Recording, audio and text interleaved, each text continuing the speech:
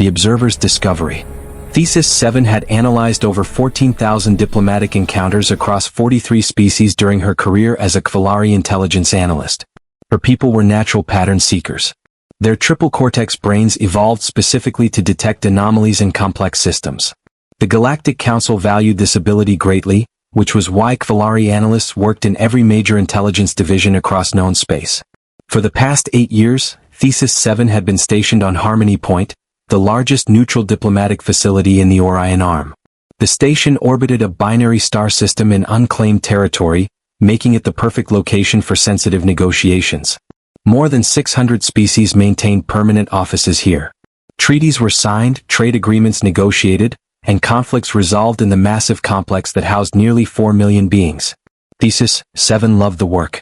Every day brought new data, new interactions, new patterns to analyze. She had written 17 published reports on diplomatic behavior, 3 of which had become required reading at the Galactic Intelligence Academy. Her specialty was threat assessment, identifying potential dangers before they materialized. But there was one pattern that troubled her more than any other: the humans and their unarmed guards. Humanity had joined the galactic community 153 years ago. They were relatively young by cosmic standards. Their home system, Sol, was located in a quiet region of space that most civilizations had ignored during their expansion phases. Earth itself was a pleasant world, rich in water and biodiversity, but otherwise unremarkable. When the Thessalonian explorers first encountered humans, the reports described them as friendly but cautious. They had developed faster-than-light travel independently, an impressive achievement for such a young species. They possessed nuclear weapons but had not used them in anger for over 2 centuries. They seemed peaceful, rational, and eager to join the wider galactic community. The integration proceeded smoothly. Humans established trade relations, exchanged cultural information, and slowly built diplomatic ties with their neighbors. Within 50 years, Earth had become a full member of the Galactic Council. Their representatives spoke eloquently in the great assemblies. Their merchants negotiated fair deals. Their scientists contributed valuable research to shared databases. Everything about humanity seemed ordinary, even admirable. Except for their diplomatic security. Thesis 7 stood in her observation chamber, a small room with transparent walls overlooking the grand concourse. Below her, thousands of beings moved through the massive public space. She watched them all simultaneously, her HFY vision allowing her to track multiple subjects without losing focus. Near the center fountain, she spotted today's subject of interest. Ambassador Marcus Chin, humanity's representative to the Fraction Trade Consortium. He was a middle-aged man with graying hair and laugh lines around his eyes. He smiled often and had a reputation for finding compromise in difficult negotiations. The Fractions liked him, which was remarkable since the Fractions rarely liked anyone. Behind Ambassador Chen stood his security detail. 2 humans in simple dark suits. Lieutenant James Morrison was tall and lean, with close-cropped blonde hair and alert green eyes. Corporal Elena Vasquez was shorter and more muscular, her dark hair pulled back in a tight bun. They stood 3 meters behind the ambassador, hands clasped loosely in front of them, watching the crowd with practiced calm. Neither carried any visible weapons. No plasma pistols, no shock batons, no neural disruptors. Nothing. Their suits showed no bulges that might indicate concealed firearms. Thesis 7 had scanned them with every sensor available to her. The only technology they carried were communication devices and a simple medical kit. It made no sense. The galaxy was not a safe place. Harmony Point maintained extensive security, but threats were constant. Just last month, a Vorten extremist had attempted to detonate an explosive device in the Eastern Commercial District. 3 months before that, an assassin had tried to poison a Xinthian trade representative. Violence was rare but real. Every other species brought armed guards. The Draxian Collective sent soldiers in powered armor carrying weapons that could punch through starship hulls. The Crystalline Communion brought crystal constructs that could generate energy shields and fire coherent light beams. Even the peaceful Melodian Confederation armed their guards with sonic weapons. But humans arrived with 2 people in business suits and nothing else.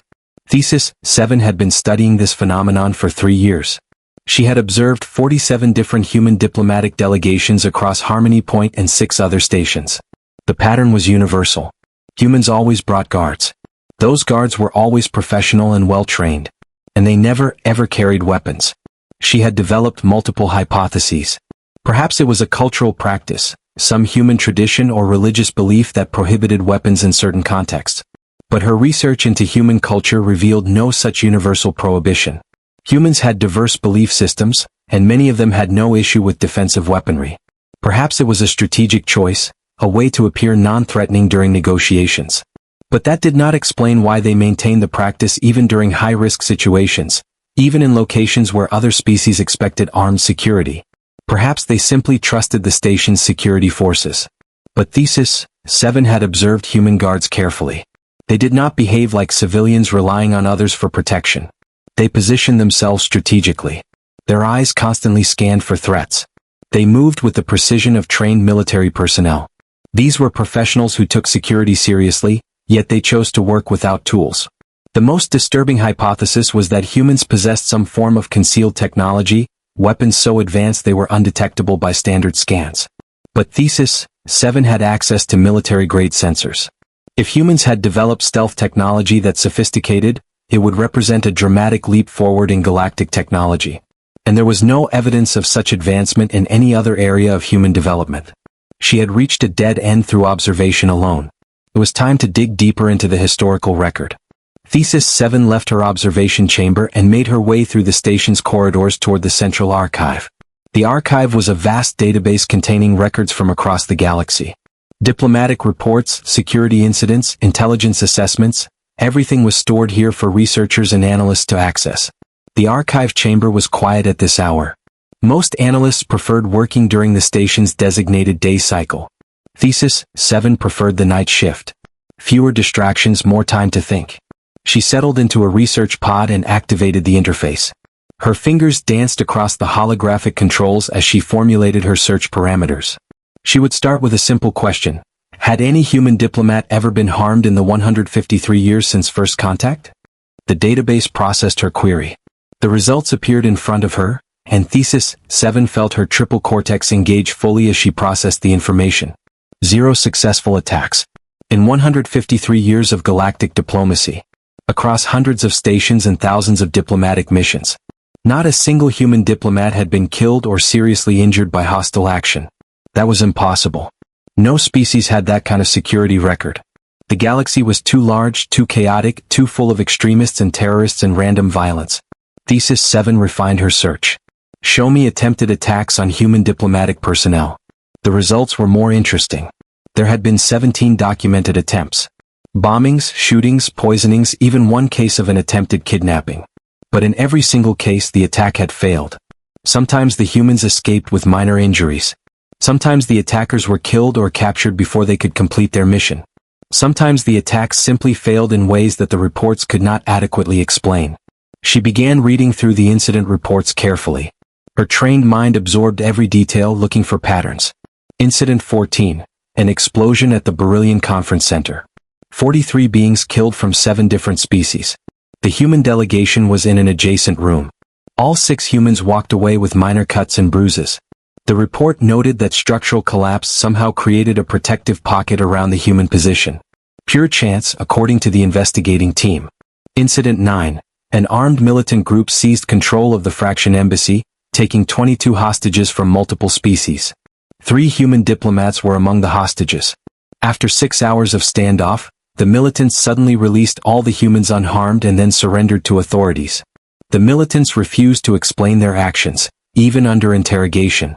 Incident 3. A poisoning attempt on human ambassador Sarah Okonkwo during a state dinner on the crystalline homeworld. 7 other delegates became seriously ill from the contaminated food. Ambassador Okonkwo showed no symptoms whatsoever. Medical analysis later revealed that humans metabolized the specific toxin differently than expected, rendering it harmless. The poisoner had not known this biological quirk. Pure chance. Random luck. Biological anomalies. The reports offered explanations, but they felt insufficient. 17 attacks over 153 years. Not a single success. The probability was astronomical. Thesis 7 sat back in her chair, her 3 brain hemispheres working in parallel to process what she had learned.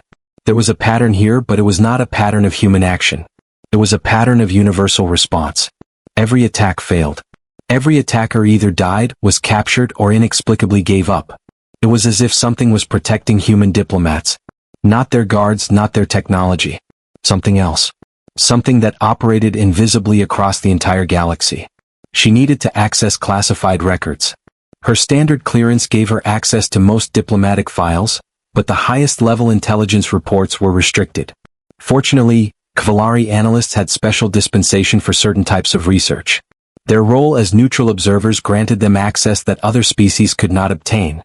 Thesis 7 submitted a request for classified access, citing her research into diplomatic security patterns. The system processed her credentials. After a moment, she received partial approval. She could access some classified files but not everything. She refined her search again. Show me classified security assessments regarding humanity. 3 files appeared. 2 were partially redacted risk assessments from the early days of human contact. Nothing unusual there, every new species received similar evaluation. But the 3rd file caught her attention. The title was simple: Protocol Serenity Species Risk Assessment, Humanity. Classification level, Galactic Council restricted. Access limited to intelligence chiefs and senior council members only. Most of the document was redacted. Black bars covered entire paragraphs. But fragments remained visible, and those fragments made Thesis 7's skin membranes go cold. Capability confirmed during Vancouver incident, see separate file, restricted access. Automated response systems location classified for obvious reasons. All member species have been briefed on protocol serenity requirements. Under no circumstances should human civilian casualties from hostile action exceed threshold levels. Failure to comply with protocol may result in extinction-level consequences for aggressor species and potentially neighboring civilizations. Thesis 7 read the fragments 3 times. Each time, her confusion deepened. The document was clearly a warning, a set of guidelines for how the galaxy should treat humanity. But the implications were staggering. Extinction-level consequences? For attacking human civilians? What kind of capability would justify such a warning? She tried to access the referenced Vancouver incident file, but her clearance was insufficient. The system denied her request immediately. Whatever had happened in Vancouver, it was one of the most closely guarded secrets in galactic intelligence. Thesis 7 closed the file and sat in silence for several minutes. Her analytical mind worked through the possibilities. Humans possessed something, some weapon or system or capability that made them untouchable. Every major civilization knew about it. They had all agreed to protect human diplomats and avoid civilian casualties above certain thresholds. But what was it? And why had humanity never used it or even acknowledged it publicly?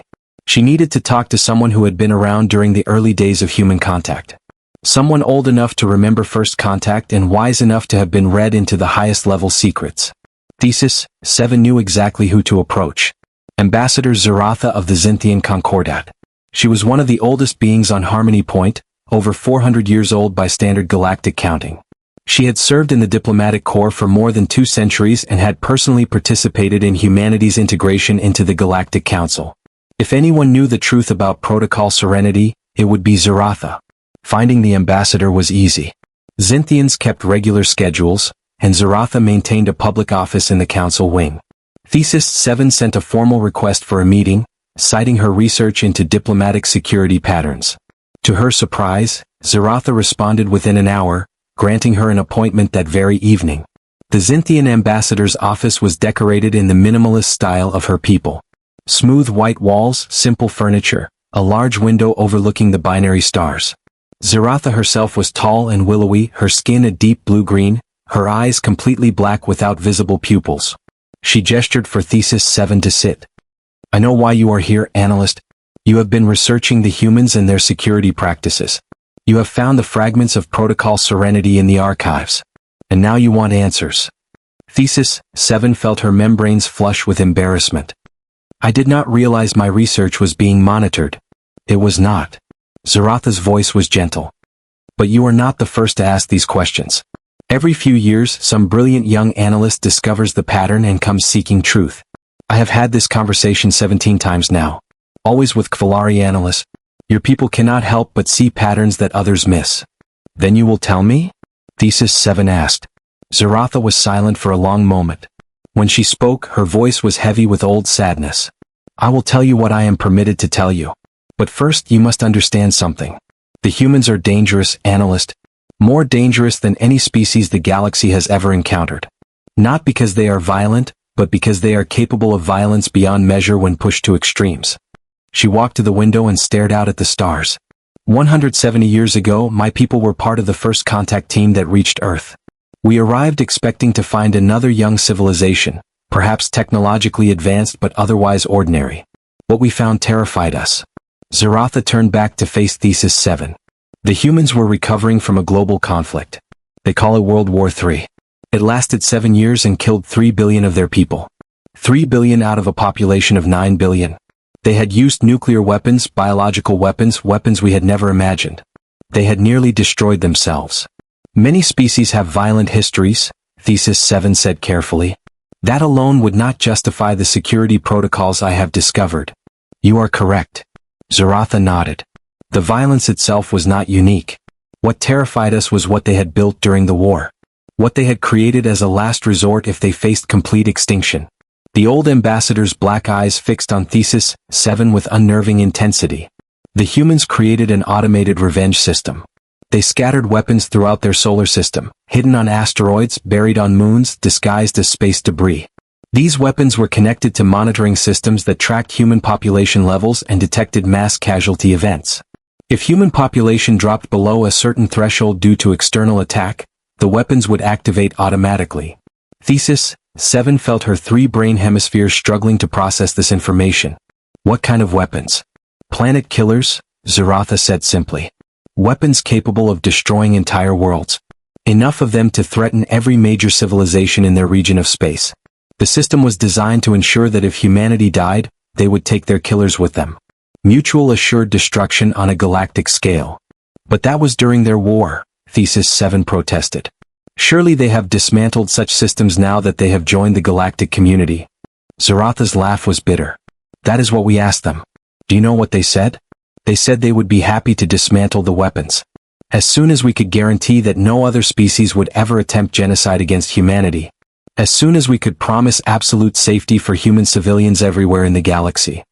She sat down across from Thesis 7. We could not make that promise. The galaxy is too large, too diverse, too full of extremists and fanatics. We could not guarantee perfect protection. So the humans made us a different offer. They would maintain their doomsday system, but they would integrate it into a wider galactic security framework. They would set the activation threshold high enough that accidents and isolated incidents would not trigger it. They would make the system transparent to galactic intelligence services so we could verify it was purely defensive. Protocol Serenity, Thesis 7 whispered. Yes. The humans maintain their weapons, but they have never threatened to use them aggressively. They simply want to ensure that no one will attempt to exterminate them.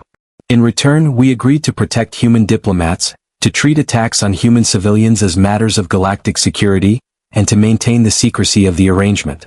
The humans do not want to be feared. They want to be accepted. But they also refuse to be vulnerable ever again. Thesis 7 sat in stunned silence. Her analytical mind was racing through the implications. The unarmed guards. They are not there to fight. They are there to survive long enough for help to arrive. They are there to ensure that any attack on human diplomats is witnessed and documented. Precisely. The guards are message bearers. If something happens to them, if they are killed defending their charges, then the galaxy knows that a threshold has been crossed. Other species respond immediately because they know what failure to protect humans might trigger. The guards do not need weapons because the entire galaxy is their weapon. Zaratha stood and walked back to the window. That is why Protocol Serenity exists, analyst. That is why no one attacks human diplomats. Not because humans are beloved, though many of us do hold them in genuine affection. But because we all understand that humanity's extinction would mean our own. They have ensured that their survival is linked to galactic survival. It is brilliant and terrifying in equal measure. Thesis 7 felt her world shifting. Everything she thought she understood about galactic security had just been revealed as theater built around a single truth. Humanity held a gun to the galaxy's head, and everyone had agreed to pretend the gun did not exist. Why tell me this? She asked quietly. If the secret is so important, why share it? Because you would have found out eventually, Zaratha said. You Kvalari always do. And because you are trustworthy. Your people have kept secrets for the Council before. You understand that some knowledge must be guarded carefully.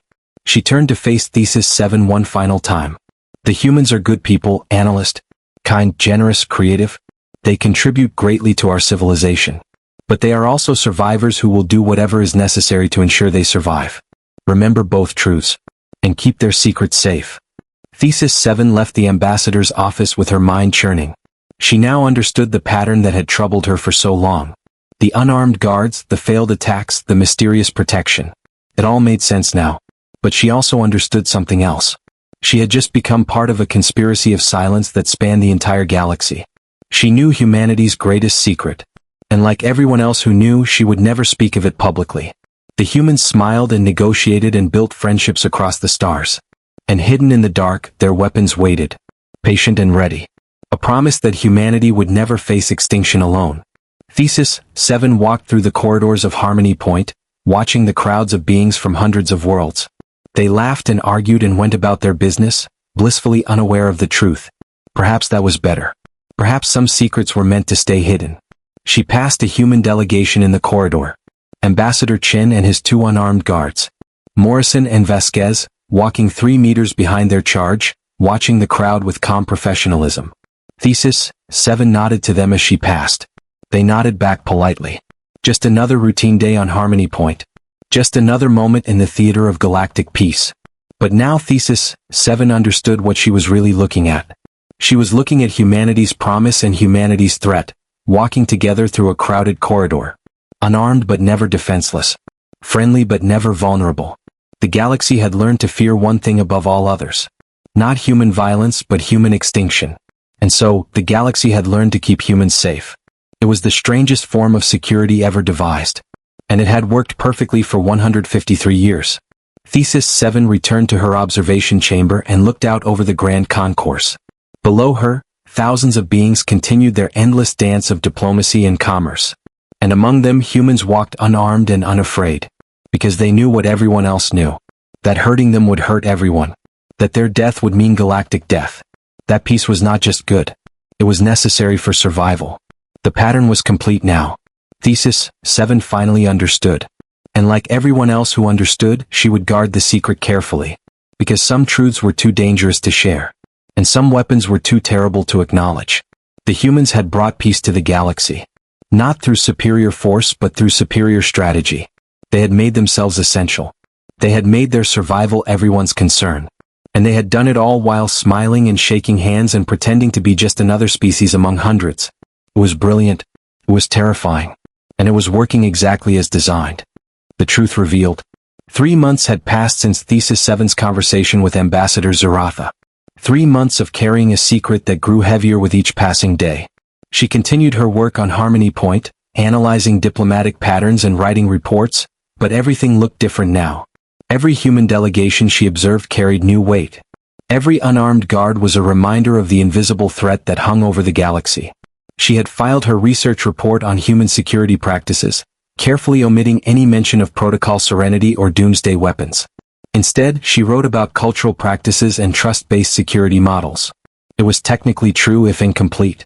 Her superiors accepted the report without comment. Perhaps they already knew the truth.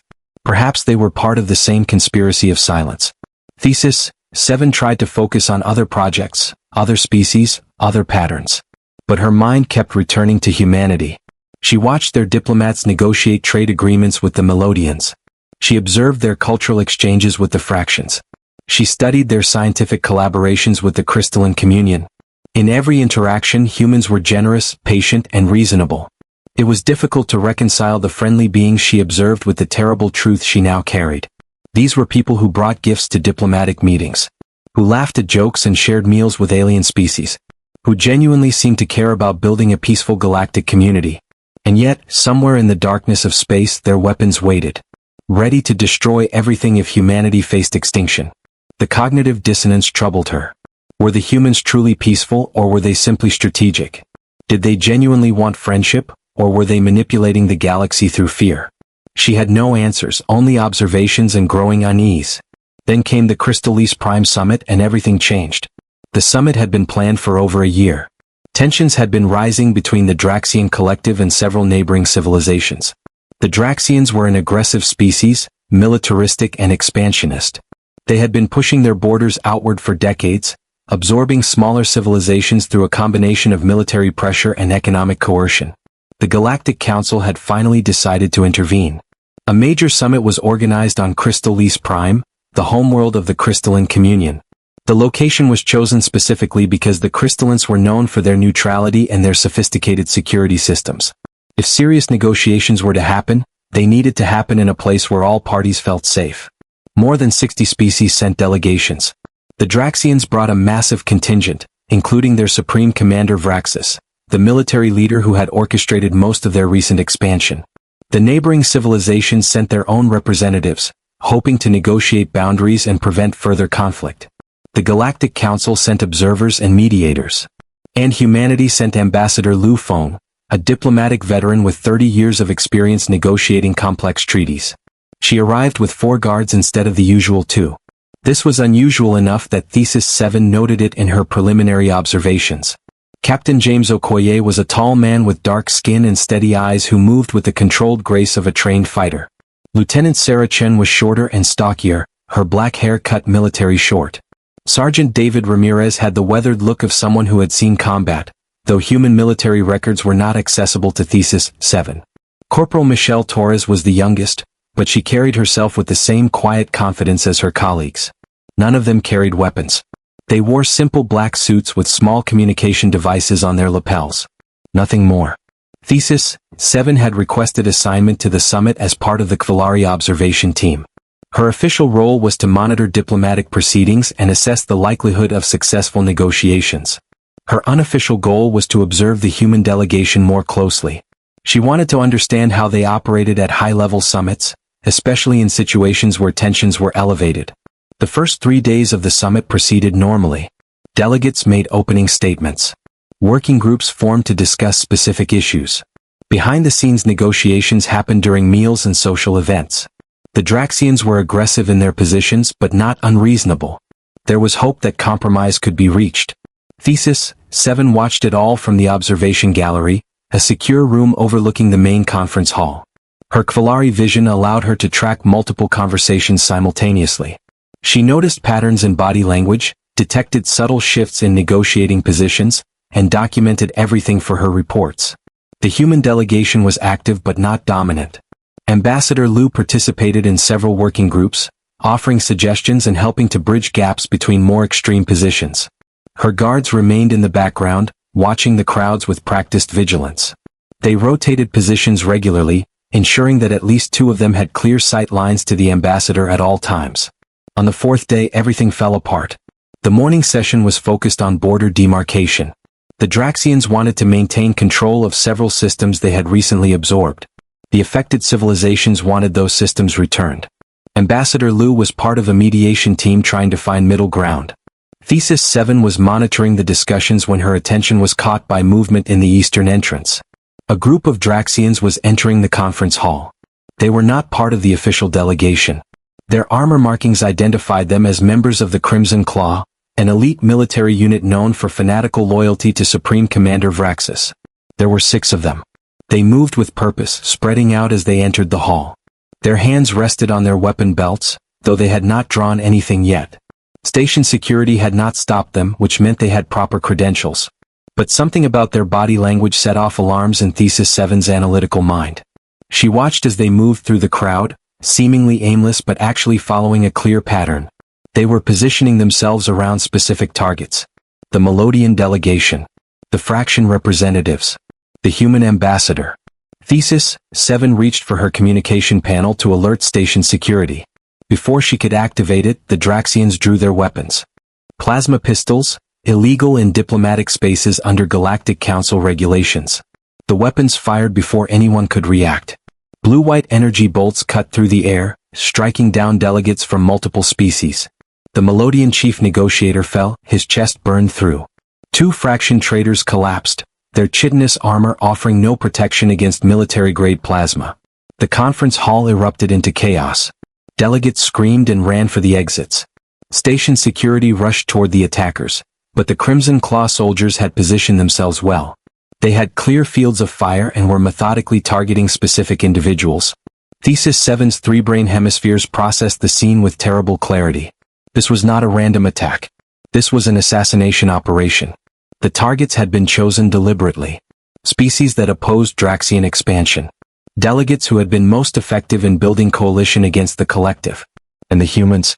One of the Draxian soldiers had his plasma pistol aimed directly at Ambassador Lu.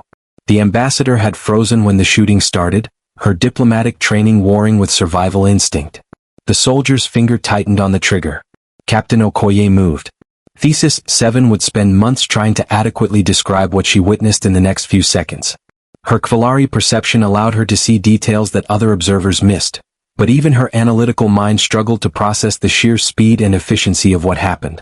Okoye crossed 5 meters in less than a second. His body moved with a fluidity that seemed to defy physics. He reached the Draxian soldier just as the plasma bolt discharged.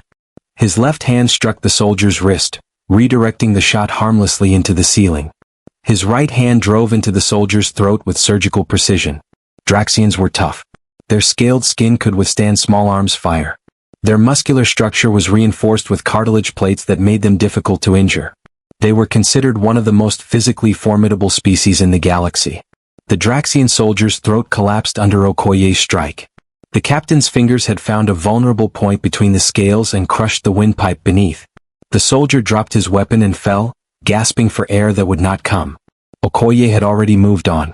Lieutenant Chen had engaged a second soldier.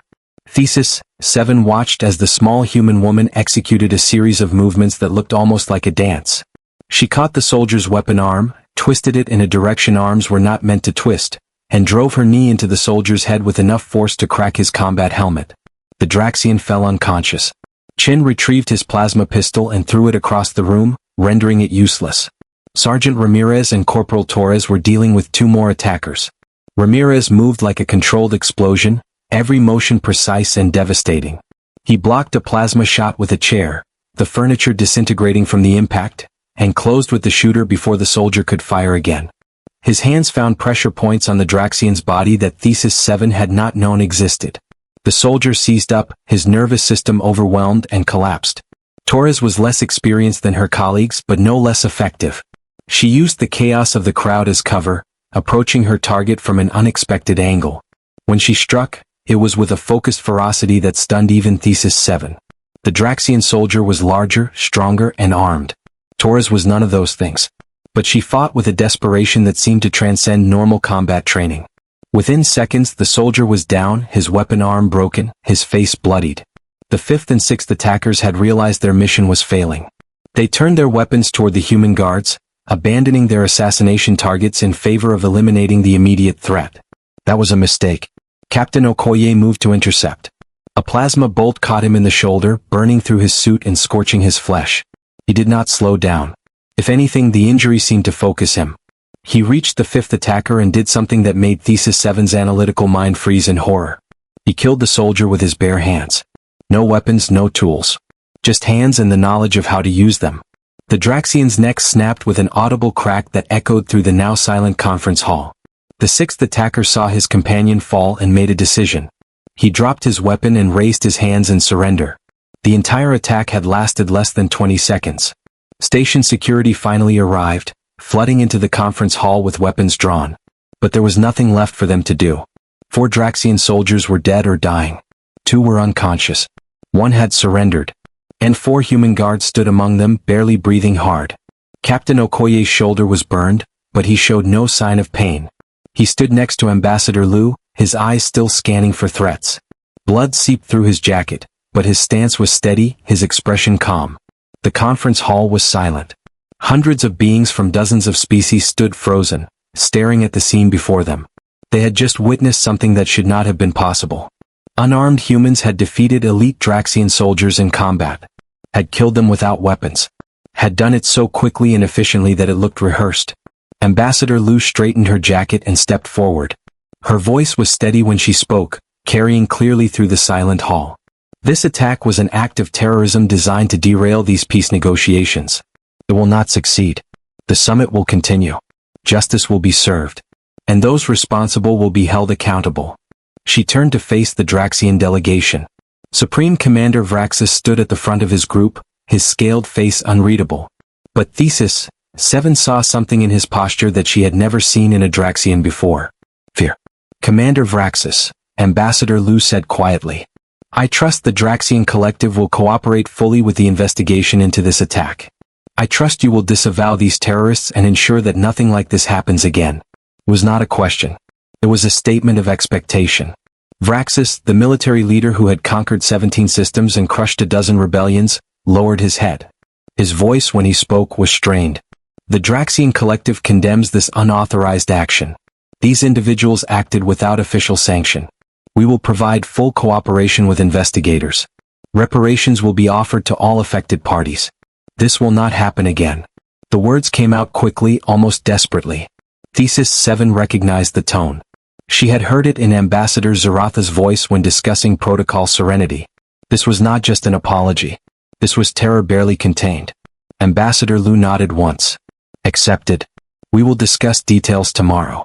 For now, I suggest we adjourn for the day to allow security to process this scene and for medical teams to attend to the injured. She walked out of the conference hall, her 4 guards forming up around her. Captain Okoye's shoulders still bled, but he refused medical attention until they reached secure quarters. The crowd parted to let them pass. No one spoke. No one moved. Thesis 7 remained in her observation gallery, her 3 brain hemispheres working frantically to process what she had witnessed. She had known, intellectually, that humans were dangerous. Ambassador Zaratha had told her about their capacity for violence. But knowing it and seeing it were different things entirely. Those guards had killed Draxian soldiers with their bare hands. Had done it without hesitation, without mercy, without apparent effort. They had moved like machines designed for one purpose, protecting their charge at any cost. And the response from the Draxians. Supreme Commander Vraxis had apologized immediately. Had disavowed the attackers without investigation. Had promised cooperation before being asked. Because he knew. He knew what would happen if human casualties exceeded certain thresholds. He knew about Protocol Serenity and the weapons waiting in the dark. Thesis 7 accessed her communication panel and began filing her report. But her hands, all 6 of them, were trembling. She had witnessed something that changed her understanding of the galaxy. The humans were not just protected by their doomsday weapons.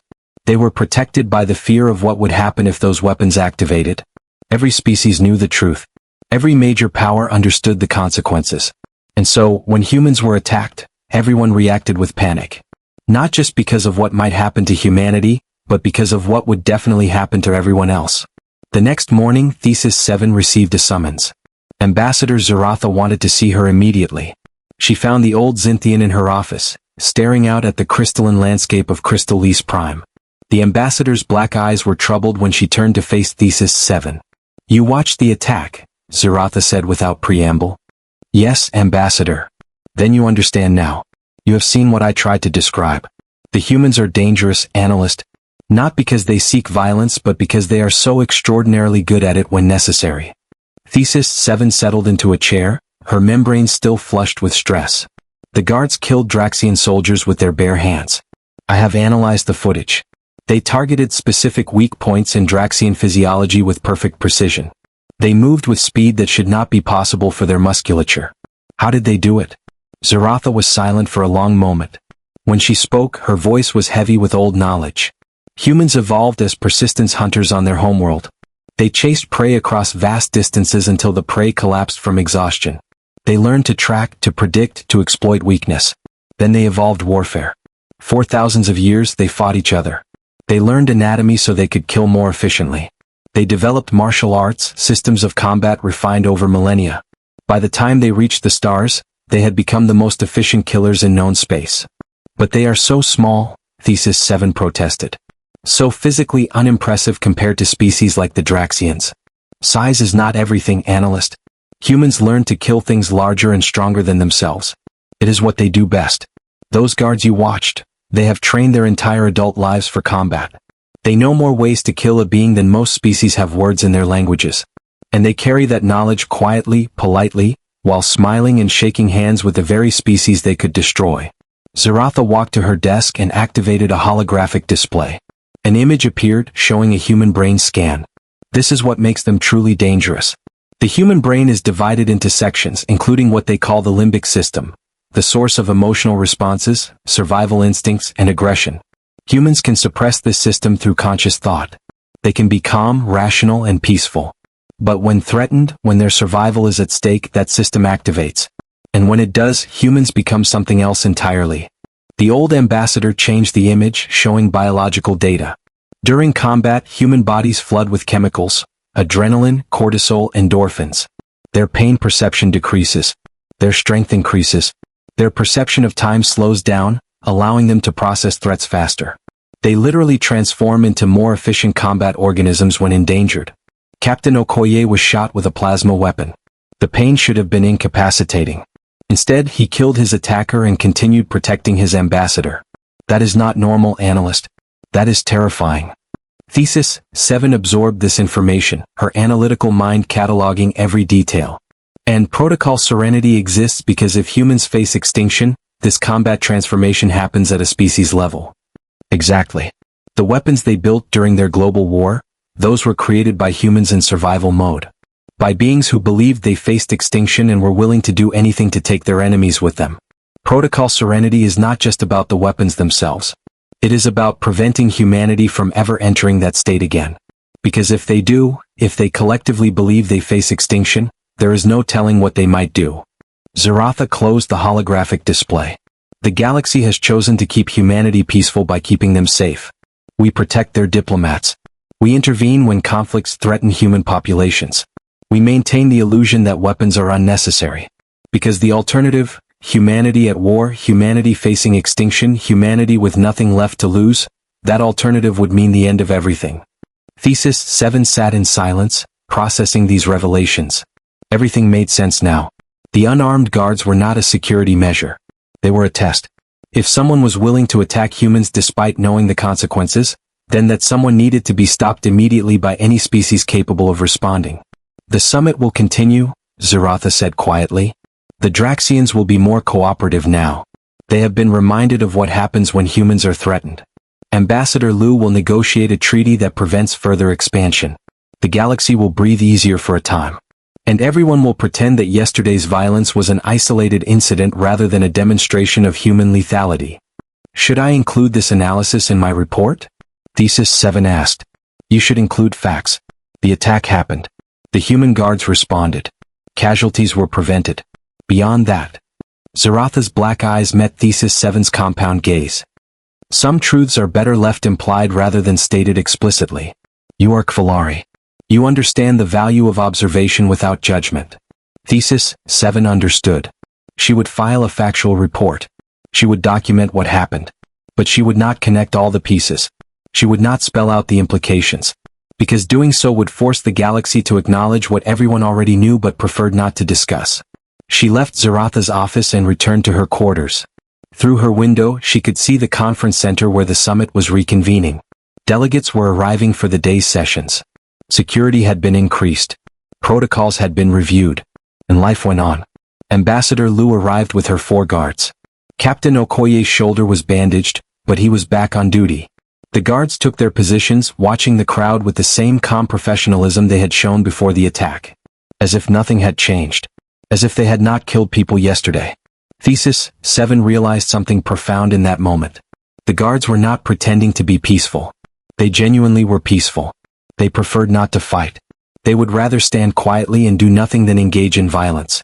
But when violence came to them, when their charge was threatened, they responded with a lethality that shocked even seasoned observers. That was the true horror of humanity. Not that they were violent, but that they were violent only when necessary. They had the capability for destruction but chose not to use it. They carried knowledge of death but preferred to speak of life. They were weapons that chose to be tools of peace. Until they could not be. Until someone pushed too hard, threatened too much, crossed too many lines. And then the weapons remembered what they were designed for. Protocol Serenity made perfect sense now. It was not just about preventing human extinction. It was about preventing humanity from being forced into a corner where violence became their only option. Because humans in survival mode were unstoppable. Humans facing extinction would burn the galaxy rather than die alone. The summit continued for another week. The Draxian collective agreed to halt expansion and return several disputed systems. Neighboring civilizations agreed to trade agreements that benefited everyone. Ambassador Lu facilitated discussions that led to a comprehensive peace framework. It was considered one of the most successful diplomatic summits in recent galactic history. Thesis 7 wrote her final report, documenting the entire conference. She described the attack, the response, the diplomatic breakthrough that followed. She noted the cooperation of all parties and the professional security work that prevented greater casualties. Her report was factual, thorough, and completely truthful. It just did not mention that everyone was cooperating because they were terrified. It did not spell out that the diplomatic breakthrough happened because the Draxians had been reminded of the consequences of threatening humanity. It did not explicitly connect the dots between unarmed guards and galactic doomsday weapons. Some truths were better left as implications. Some patterns were better observed than analyzed. Some secrets were better kept than revealed. Thesis 7 returned to Harmony Point after the summit concluded. She resumed her normal duties, analyzing diplomatic interactions and writing reports. But everything looked different now. Every human delegation carried new weight. Every unarmed guard was a reminder of controlled violence. Every friendly conversation between humans and other species was built on a foundation of mutually assured destruction. The humans smiled and negotiated and built friendships across the stars. They contributed to galactic culture, shared their technology, and genuinely seemed to care about making the galaxy better. But underneath that friendliness was something else. A capacity for violence that most species could barely comprehend. A willingness to destroy everything rather than face extinction. A promise that humanity would never die alone. Protocol Serenity was not just a security arrangement. It was a social contract between humanity and the rest of the galaxy. We will keep you safe, the galaxy promised. And in return you will remain peaceful. You will not become what you once were. You will not unleash the darkness that you carry within you. And humanity had agreed. They sent unarmed guards to diplomatic functions. They negotiated rather than threatened. They built consensus rather than demanding submission. They chose peace every day, even though they carried the knowledge and capability for war. That choice was what made them truly remarkable. Not their weapons, not their combat skills, not their survival instincts, but their conscious decision to be better than their nature. To build a future where doomsday weapons stayed hidden and guards remained unarmed. Thesis 7 stood in her observation chamber, watching the grand concourse below. Ambassador Chen was there, meeting with fraction merchants. His guards, Morrison and Vasquez, stood behind him. Unarmed. Professional. Peaceful. She understood now why the galaxy protected them. Not just because of Protocol Serenity and the weapons in the dark, but because humanity represented something important. They proved that even the most dangerous species could choose peace. That capability for violence did not require violence.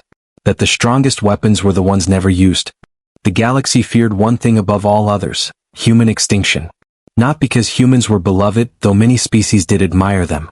Not because humans were essential, though they contributed much to galactic civilization. But because human extinction would trigger the end of everything. Because humanity had ensured that their survival was linked to universal survival. It was the most effective security arrangement ever devised. And it worked because everyone understood the stakes. Attack humanity and face extinction.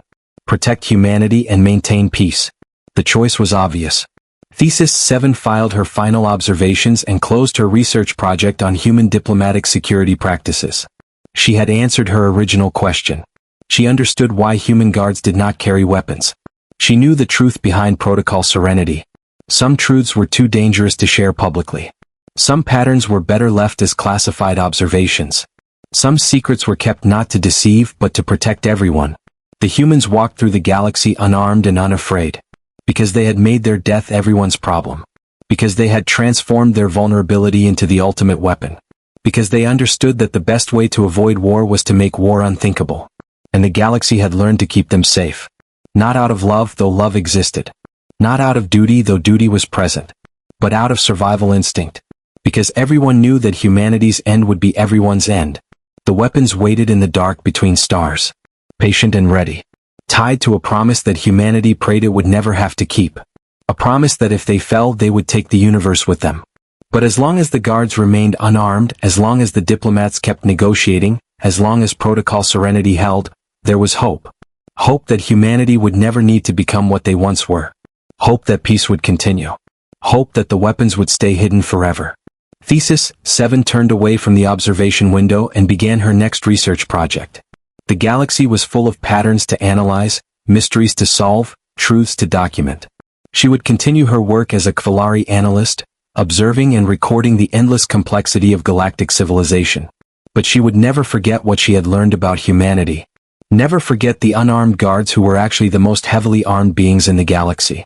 Never forget that kindness could coexist with lethality. Never forget that the greatest threat was often the one that chose not to act. The humans smiled and shook hands and built a better galaxy. And everyone helped them do it. Because the alternative was unthinkable. Because Protocol Serenity worked. Because fear and hope could exist together, creating a peace more stable than any treaty. The galaxy feared one thing. And because of that fear, the galaxy had learned to love.